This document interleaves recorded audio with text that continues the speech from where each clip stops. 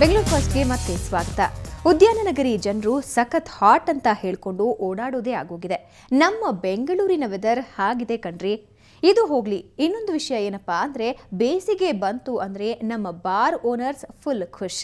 ಅರೆ, ಬಿಸಿಲಿಗೂ ಬಿಯರ್ಗೂ ಏನ್ ಸಂಬಂಧ ಅಂತೀರಾ? ಎಲ್ಲಿದೆ ನೋಡಿ ಒಂದು ಇಂಟ್ರೆಸ್ಟಿಂಗ್ ವಿಷಯ.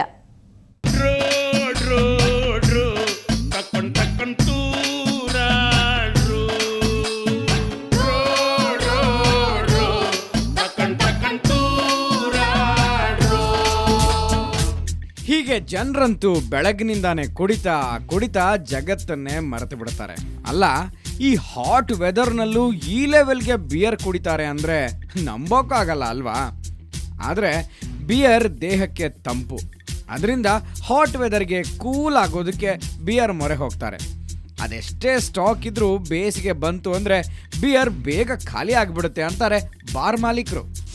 ಈಗ ಸ್ವಲ್ಪ ಈ ಸಮ್ಮರ್ ಸೀಸನಲ್ಲಿ ಸ್ವಲ್ಪ ಬಿಯರ್ ಸೇಲ್ಸ್ ಇಂಪ್ರೂವ್ ಆಗ್ತದೆ.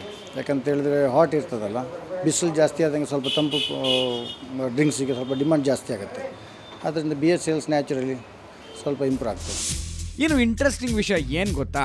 ಬೇಸಿಗೆ ಕಾಲ ಬಂದರೆ ಪ್ರತಿ ಬಾರ್ಗಳ ವ್ಯಾಪಾರ ಬರೋಬ್ಬರಿ 30-40% ಜಾಸ್ತಿ ಆಗುತ್ತೆ. ಇದರಿಂದ ಬೇಸಿಗೆ ಕಾಲ ಬಂದರೆ ಕುಡುಕ ಮಹಾಶಯರು ಬಿಯರ್ ಕುಡ್ಕೊಂಡು ಫುಲ್ ಟೈಟ್ ಆಗ್ತಾರೆ.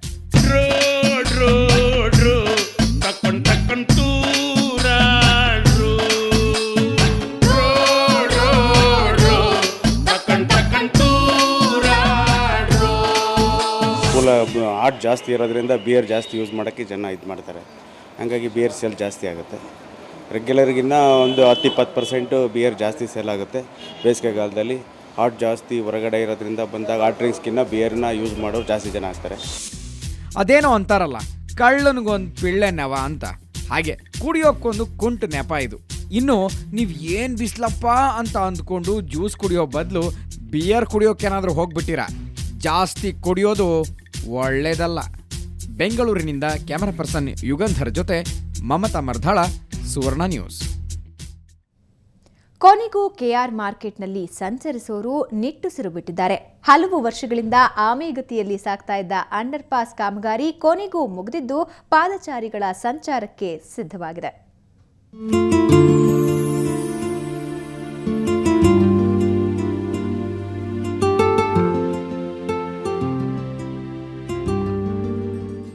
ಕೆಆರ್ ಮಾರ್ಕೆಟ್ ಯಾವಾಗಲೂ ಜನ ದಟ್ಟಣೆಯಿಂದ ಇರುತ್ತೆ.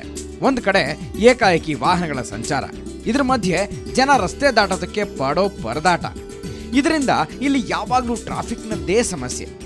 ಸತತ 5 ವರ್ಷದ ಕಾಮಗಾರಿ ನಡೆಸಿ ಕೊನೆಗೂ ಕೆಲಸ ಪೂರ್ಣಗೊಳಿಸಿರೋ ಬಿಬಿಎಂಪಿ ಈ ಸಮಸ್ಯೆಗೂ ತೆರೆ ಹಾಕೋದಕ್ಕೆ ಹೊರಟಿದೆ. ವಿಕ್ಟೋರಿಯಾ, ವಾಣಿವಿಲಾಸ್, ಮಿಂಟೋ ಆಸ್ಪತ್ರೆಗಳ ಜೊತೆ ಕಲಾಸಿಪಾಳ್ಯ, ನರಸಿಂಹರಾಜ ರಸ್ತೆ, ಬನಶಂಕರಿ, ಅವಿನ್ಯೂ ರಸ್ತೆ, ಕೆಆರ್ ರಸ್ತೆಗಳಿಗೆ ಹೋಗುವಂಥ ಈ ಸಬ್ ವೇಯನ್ನ ನಿರ್ಮಿಸಲಾಗಿದೆ. ಸಬ್ ವೇ ಸ್ಪೆಷಲ್ 1979ರಲ್ಲೇ ಮಾಡಲಾದ ಹಳೆ ಪಾದಚಾರಿ ಮಾರ್ಗವನ್ನ ನವೀಕರಣ ಮಾಡಲಾಗಿದ್ದು, ಈ ಹೊಸ ಸಬ್ವೇಗೆ ಆ ಮಾರ್ಗವನ್ನ ಜೋಡಿಸಲಾಗಿದೆ. ಒಟ್ಟು 9.5 ಮೀಟರ್ ಅಗಲ, 3.5 ಮೀಟರ್ ಎತ್ತರ ಇರೋ ಈ 120 ಮೀಟರ್ ಉದ್ದದ ಪಾದಚಾರಿ ಮಾರ್ಗಕ್ಕೆ ತಗಲಿರುವಂಥ ವೆಚ್ಚ ಒಟ್ಟು 5,90,00,000. ಇಷ್ಟೆಲ್ಲ ವಿಶೇಷತೆ ಇರೋ ಈ ಪಾದಚಾರಿ ಮಾರ್ಗವನ್ನ ಮುಖ್ಯಮಂತ್ರಿ ಜಗದೀಶ್ ಶೆಟ್ಟರ್ ಉದ್ಘಾಟಿಸಿದ್ರು. ಇದೇ ವೇಳೆ ಬಿಜೆಪಿ ರಾಷ್ಟ್ರೀಯ ಪ್ರಧಾನ ಕಾರ್ಯದರ್ಶಿ ಅನಂತಕುಮಾರ್, ಆಯುಕ್ತ ಕೆಬಿ ಸಿದ್ದಯ್ಯ ಸೇರಿದಂತೆ ಇನ್ನಿತರರು ಪಾಲ್ಗೊಂಡಿದ್ದರು. ಒಂದು ರಸ್ತೆಯಿಂದ ಮತ್ತೊಂದು ರಸ್ತೆಗೆ ಹೋಗಲಿಕ್ಕೆ ಏನು ತೊಂದರೆ ಆಗ್ತಿತ್ತು ಜನರಿಗೆ, ಅದರಲ್ಲಿ ಮಾರ್ಕೆಟ್ ಪ್ಲೇಸ್ನಲ್ಲಿ ಆ ತೊಂದರೆಯನ್ನು ನಿವಾರಣೆ ಮಾಡಲಿಕ್ಕೆ ಭಾಳಷ್ಟು ಅನುಕೂಲ ಆಗ್ತದೆ. ಸುಮಾರು 6 ಕೋಟಿ ಇವತ್ತು ಖರ್ಚು ಮಾಡಿ ಈ ಅಂಡರ್ ಪಾಸು ಇವತ್ತು ಕನ್ಸ್ಟ್ರಕ್ಷನ್ ಆಗಿದೆ. ಭಾಳ ಒಂದು ಉತ್ತಮವಾದಂಥ ಕೆಲಸ ಇದಾಗಿದೆ. ಇದರ ಮುಖಾಂತರ ಈ ಜನರಿಗೆ ಹೆಚ್ಚು ಅನುಕೂಲ ಆಗ್ತದೆ ಅನ್ನುವಂಥದ್ದು ನಾನು ಬಯಸ್ತಾ ಇದ್ದೇನೆ. ಆಧುನಿಕ ತಂತ್ರಜ್ಞಾನ ಬಳಸಿ ಈ ಸಬ್ವೆಯನ್ನ ಮಾಡಲಾಗಿದೆ ಅಂತಾರೆ ಬಿಬಿಎಂಪಿ ಆಯುಕ್ತ ಸಿದ್ದಯ್ಯ. 5 ವರ್ಷ ಆಗಿದೆ, ಆದರೂ ಸಹ ಒಂದು ಒಳ್ಳೆಯ ಒಂದು ಯೋಜನೆ ಇದು, ಜನ ಮೆಚ್ಚುವಂಥ ಯೋಜನೆ. ಅದರಲ್ಲೂ ಈ ಸಿಟಿ ಮಾರ್ಕೆಟ್ ಅಂತ ಪ್ರದೇಶಕ್ಕೆ ಇಂಥ ಒಂದು ಯೋಜನೆಯ ಒಂದು ಅವಶ್ಯಕತೆ ಭಾಳಷ್ಟಿತ್ತು. ತಡವಾಗಿದ್ದರೂ ಸಹ ಇದನ್ನು ನಾವು ಸಾಧಿಸಿದ್ದೇವೆ. ಇದು ನಿಜವಾಗ್ಲೂ ಇದು ಒಂದು ನಮ್ಮ ಮಹಾನಗರ ಪಾಲಿಕೆಯ ಮುಡಿಯಲ್ಲಿ ಒಂದು ಗರಿ ಅಂತ ನಾನು ಭಾವಿಸ್ತೇನೆ. ಒಟ್ಟಿನಲ್ಲಿ ಅಂತೂ ಇಂತೂ 5 ವರ್ಷದ ನಂತರ ಬಿಬಿಎಂಪಿ ಕೆಆರ್ ಮಾರ್ಕೆಟ್ನ ಪಾದಚಾರಿ ಮಾರ್ಗವನ್ನು ಉದ್ಘಾಟನೆ ಮಾಡಿದೆ. ಇದರಿಂದ ಜನರಿಗೆ ಸಾಕಷ್ಟು ಅನುಕೂಲ ಆಗುತ್ತೆ. ಆದರೆ ಇದನ್ನು ಹೇಗೆ ನಿರ್ವಹಣೆ ಮಾಡ್ತಾರೆ ಅನ್ನೋದೇ ಈಗಿರೋ ಪ್ರಶ್ನೆ. ಬೆಂಗಳೂರಿನಿಂದ ಮಮತಾ ಮತ್ತು ಶ್ರೇಯಾ, ಸುವರ್ಣ ನ್ಯೂಸ್. ಹೆಸರುಘಟ್ಟ ಬಳಿ ಇರುವ ಸೌಂದರ್ಯ ಇನ್ಸ್ಟಿಟ್ಯೂಟ್ ಆಫ್ ಮ್ಯಾನೇಜ್ಮೆಂಟ್ ಕಾಲೇಜಿನಲ್ಲಿ ಇವತ್ತು ವಿದ್ಯಾರ್ಥಿಗಳ ವ್ಯಕ್ತಿತ್ವ ವಿಕಸನದ ಬಗ್ಗೆ ಕಾರ್ಯಕ್ರಮ ನಡೆಯಿತು. ಸುವರ್ಣ ನ್ಯೂಸ್ ಹಾಗೂ ಜೆಸಿಐ ಸಿಲಿಕಾನ್ ಸಿಟಿ ಸಹಯೋಗದಲ್ಲಿ ನಡೆದ ಕಾರ್ಯಕ್ರಮದಲ್ಲಿ ವಿಶ್ವವಿದ್ಯಾಲಯ ಅತ್ಯಂತ ಜವಾಬ್ದಾರಿಯುತ ಪ್ರಜೆಗಳನ್ನು ತಯಾರು ಮಾಡ್ತಿದ್ದಾರಾ ಅನ್ನೋ ವಿಷಯದಲ್ಲಿ ಚರ್ಚಾ ಸ್ಪರ್ಧೆ, ಕ್ವಿಜ್, ಪತ್ರಿಕೋದ್ಯಮ ಸಂವಾದ ಮುಂತಾದ ವಿಷಯಗಳ ಬಗ್ಗೆ ಚರ್ಚಿಸಲಾಯಿತು. ಕಾರ್ಯಕ್ರಮದಲ್ಲಿ ನಗರದ ಸುಮಾರು 25ಕ್ಕೂ ಹೆಚ್ಚು ಕಾಲೇಜಿನ ವಿದ್ಯಾರ್ಥಿಗಳು ಪಾಲ್ಗೊಂಡಿದ್ದರು.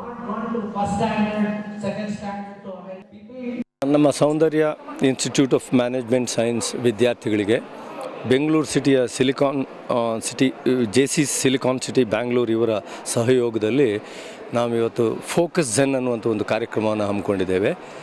ಈ ಕಾರ್ಯಕ್ರಮದ ಮುಖ್ಯ ಉದ್ದೇಶ ಅಂತ ಹೇಳಿದರೆ ವಿದ್ಯಾರ್ಥಿಗಳಿಗೆ ಅವರ ವ್ಯಕ್ತಿತ್ವ ವಿಕಸನದ ತರಬೇತಿಯನ್ನು ನೀಡುವುದರ ಜೊತೆಗೆ ಈ ಸ್ಪರ್ಧಾತ್ಮಕವಾಗಿ ಯುಗದಲ್ಲಿ ವಿದ್ಯಾರ್ಥಿಗಳು ತಮ್ಮನ್ನು ತಾವು ಎಷ್ಟು ಎತ್ತರಕ್ಕೆ ಬೆಳೆಸ್ಕೊಳ್ಬೇಕು ಎನ್ನುವ ಜ್ಞಾನವನ್ನು ಎಲ್ಲ ವಿಷಯ ತಜ್ಞರಿಂದ ಕೊಡ್ತಕ್ಕಂಥದ್ದು ನಮ್ಮ ಉದ್ದೇಶ. ಕರ್ನಾಟಕ ಗಾಂಧಿ ಎಂದೇ ಖ್ಯಾತರಾಗಿದ್ದ ದಿವಂಗತ ಟಿಆರ್ ಶಾಮಣ್ಣ ಅವರ ಜನ್ಮ ಶತಮಾನೋತ್ಸವ ಕಾರ್ಯಕ್ರಮ ಇವತ್ತು ಬೆಂಗಳೂರಿನ ಬಸವನಗುಡಿಯಲ್ಲಿ ನಡೆಯಿತು. ಅವರೇ ಸ್ಥಾಪಿಸಿದ ದಿ ನ್ಯಾಷನಲ್ ಕೋಆಪರೇಟಿವ್ ಬ್ಯಾಂಕ್ ಇವತ್ತು ಈ ಕಾರ್ಯಕ್ರಮ ಹಮ್ಮಿಕೊಂಡಿತ್ತು. ಅವರ ಜೀವನ, ಕೆಲವು ಅಮೂಲ್ಯ ಸನ್ನಿವೇಶಗಳ ಛಾಯಾಚಿತ್ರ ಪ್ರದರ್ಶನ ಏರ್ಪಡಿಸಲಾಗಿತ್ತು. ಶಾಮಣ್ಣನವರನ್ನ ಹತ್ತಿರದಿಂದ ಬಲ್ಲ professor G Venkatasubbaiah, Leeladevi R Prasad, TN Seetharam ಮೊದಲಾದ ಗಣ್ಯರನ್ನ ಈ ಸಮಯದಲ್ಲಿ ಸನ್ಮಾನಿಸಲಾಯಿತು.